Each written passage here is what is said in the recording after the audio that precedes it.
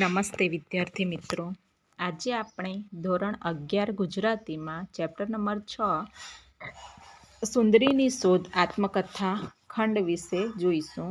સુંદરીની શોધ સાહિત્ય પ્રકાર છે આત્મકથા ખંડ. મૂળ આત્મકથા થોડા ફૂલ અને થોડા આંસુ. આત્મકથાકાર છે જયશંકર ભોજક. જયશંકર ભોજકનું ઉપનામ છે સુંદરી.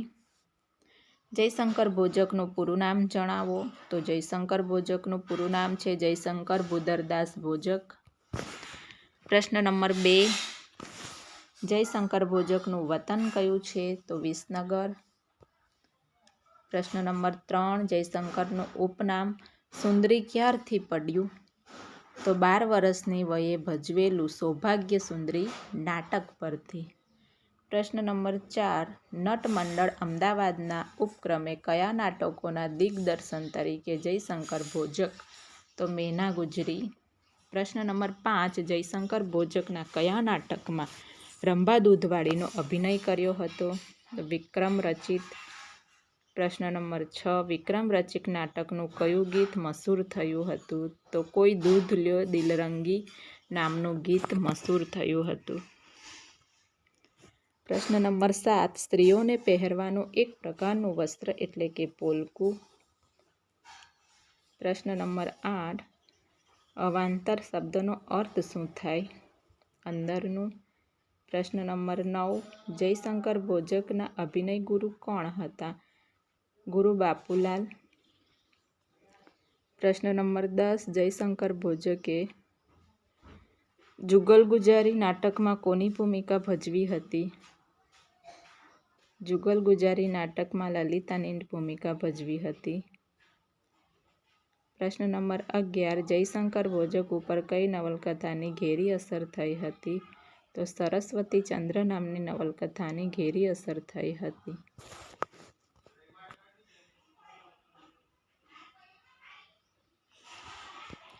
ચેપ્ટર નંબર 7, વનમાં ચાંદલિયો ઉગ્યો.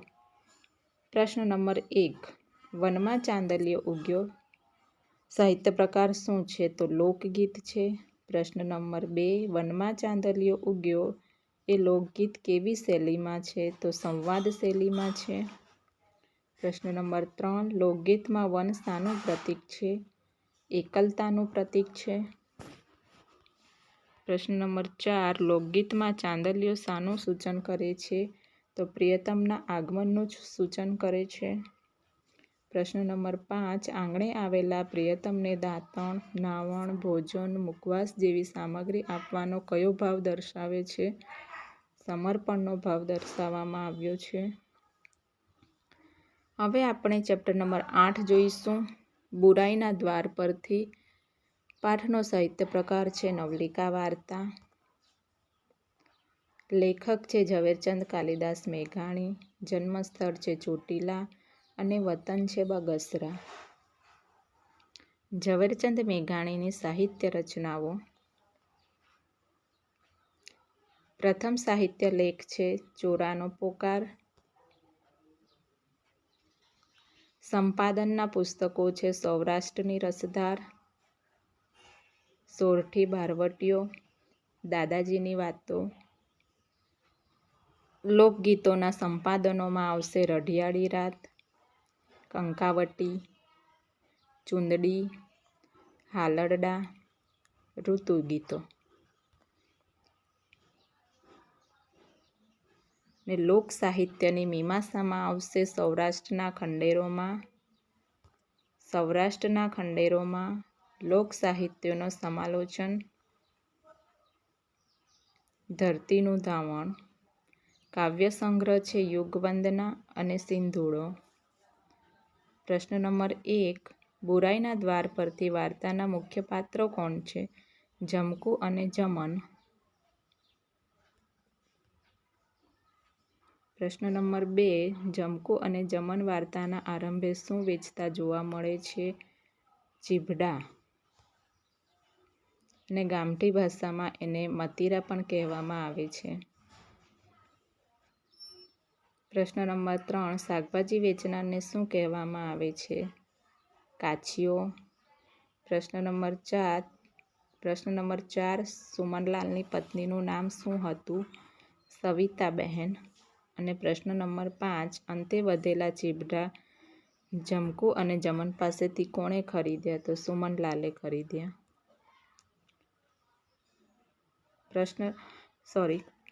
ચેપ્ટર નંબર 9, ચક્રવાક મિથુન.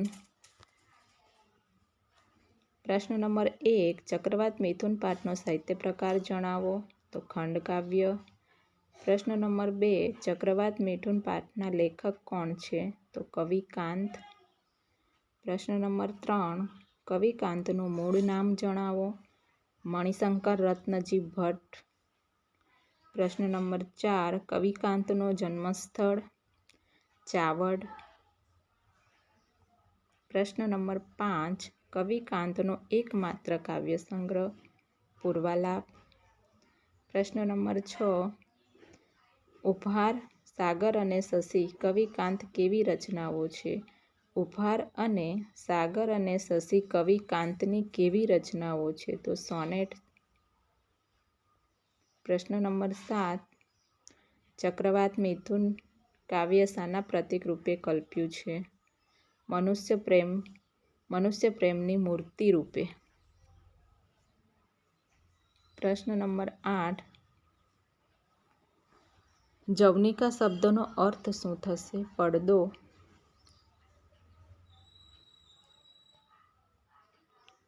પ્રશ્ન નંબર 9, પ્રસરી રહી ચોપાઈ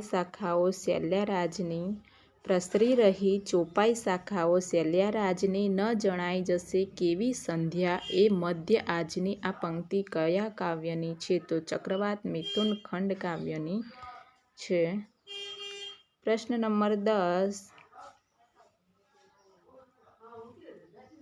ચોપસ કોની શાખાઓ પ્રસરી રહી છે? શૈલ્યરાજ પર્વતની. પ્રશ્ન નંબર 11, દિવસના કયા પ્રહરની વાત કાવ્યના કેન્દ્રમાં છે? તો મધ્ય પ્રહરની વાત. પ્રશ્ન નંબર 12, કવિએ વિહંગ યુગ્મ શબ્દ કોના માટે પ્રયોજ્યો છે? કવિએ વિહંગ યુગ્મ શબ્દ ચક્રવાક અને ચક્રવાકી માટે પ્રયોજ્યો છે. પ્રશ્ન નંબર 13, ચક્રવાકી ક્યાં છુપાઈ જાય છે? વૃક્ષોની શાખાઓમાં. પ્રશ્ન નંબર 14, સ્નેહબાળ યુગલ કોનાથી ઉન્મત્ત થાય છે? સ્નેહબાળ યુગલ આભાસોથી ઉન્મત્ત થાય છે. પ્રશ્ન નંબર 15, ચક્રવાત મિથુન કાવ્ય કવિની કઈ કૃતિમાંથી લેવામાં આવ્યું છે? તો પૂર્વલાપમાંથી લેવામાં આવ્યું છે. પ્રશ્ન નંબર 16, ચક્રવાકને ક્યાં જવાનું કહે છે? ચક્રવાકી ચક્રવાકને ત્યાં જવાનું કહે છે જ્યાં સૂર્યનો પ્રકાશ લાંબા સમય સુધી રહેતો હોય ત્યાં.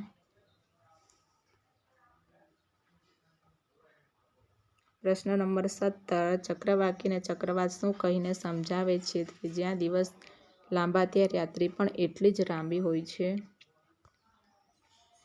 પ્રશ્ન નંબર 18, પ્રશ્ન નંબર 19,